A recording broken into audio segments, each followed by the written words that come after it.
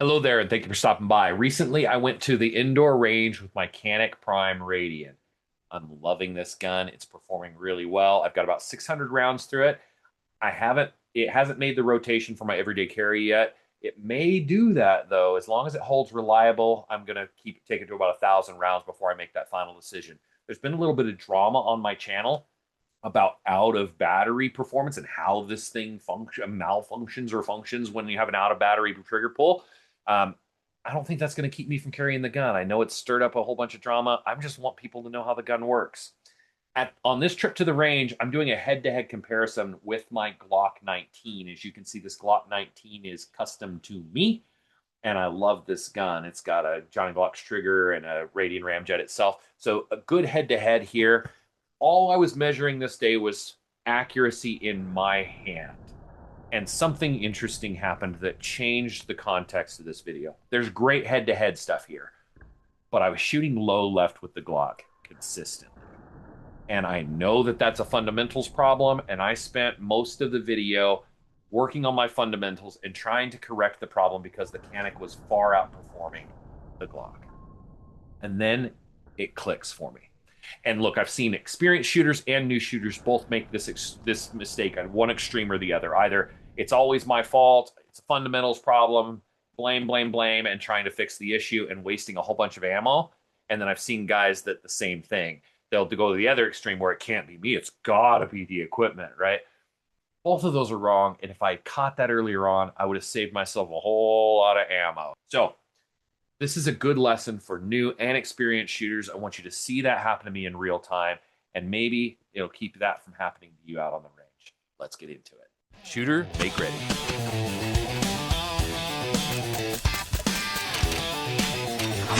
Are you ready? Stand by. This is the target I'm using for this comparison, and it's available if you'd like to use it as a free download at makereadyshooting.com. On the target, there are 5 1-inch circles, as you'll see here, and also 2 3-inch circles. So it's 5 shots and then 3 round groups in each of those circles. Okay, here we go.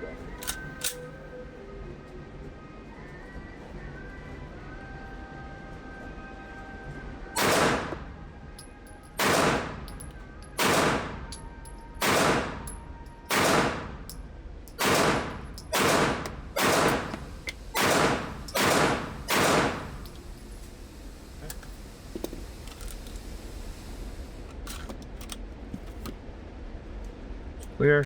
Let's bring that sucker in.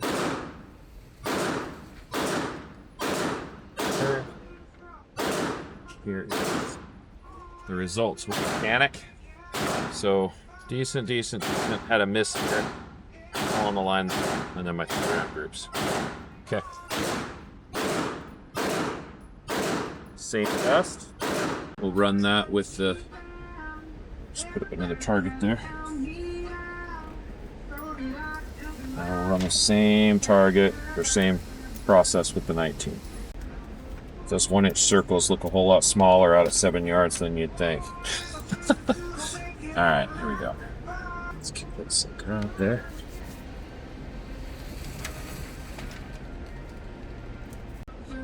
Glock 19.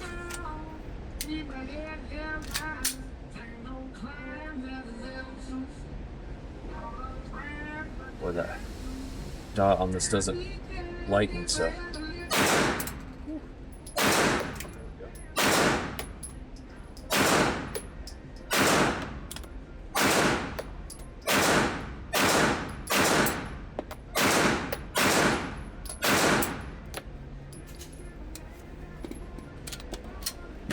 I threw one.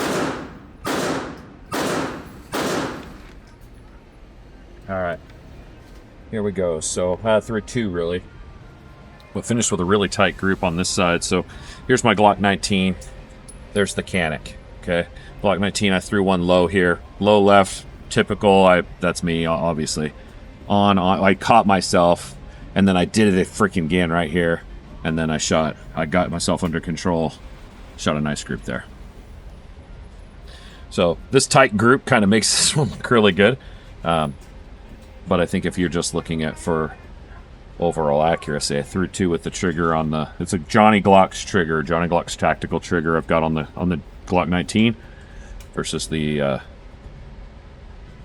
stock trigger on the Canik. There we go. I'll run that a couple more times. I'm not going to make you watch me do every single one, but I'll show you the targets. Okay, back to the Canik. All right, here we go.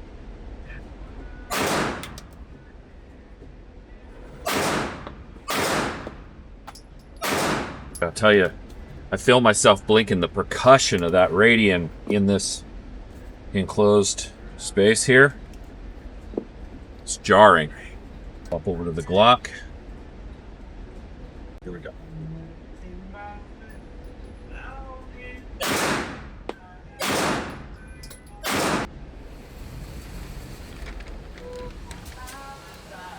Okay, Canik. Decent shooting so high. On here. Through the high. A little high there, but Glock. Missed low left here. You can see my tendency to pull low left. And then I threw one way left right here. I was left here, threw way left, on, threw left again. So I'm pulling left consistently with that Glock. Training. Last round. Canik, Radian Prime versus Glock 19.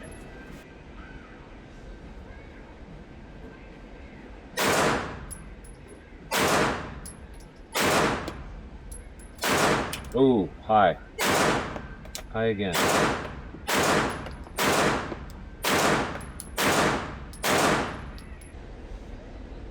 Alright, I missed 2 high. I'm going to try and put bullets in them while I got the gun anyway. Might as well. There it is. Money. Same thing on the Glock.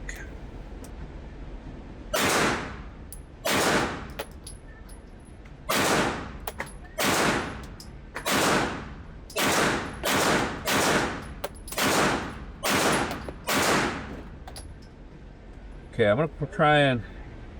I got 2 that are real clean misses. Let's see if I can get those. Whew. There it is. Got it. See what this looks like.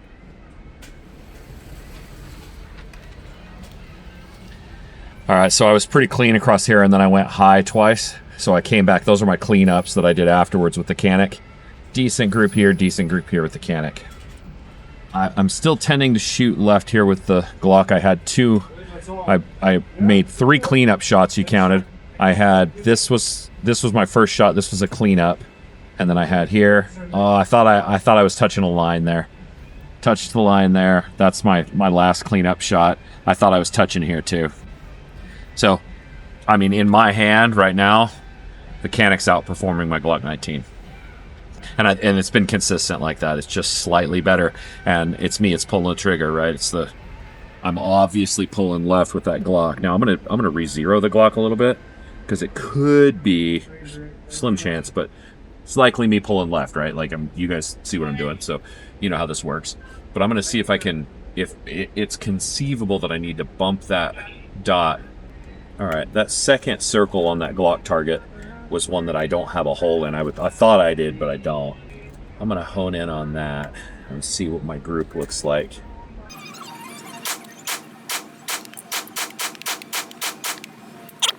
I think I just justified bumping the dot left a little.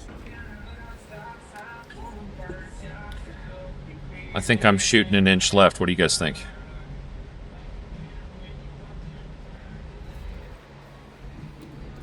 Maybe it's not so much me. Maybe it's really, I need to move the dot.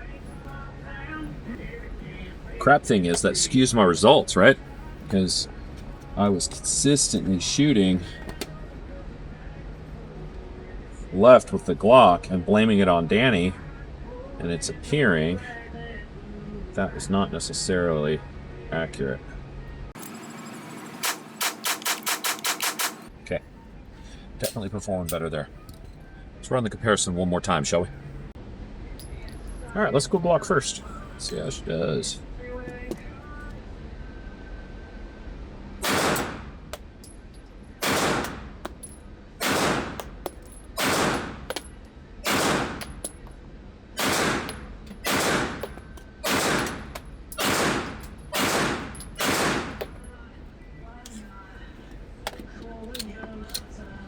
Okay, Glock performed fairly well. One miss. Final test with the Canik here.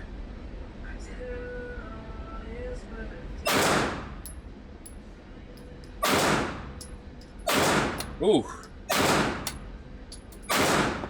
Tripped the trigger on both of those.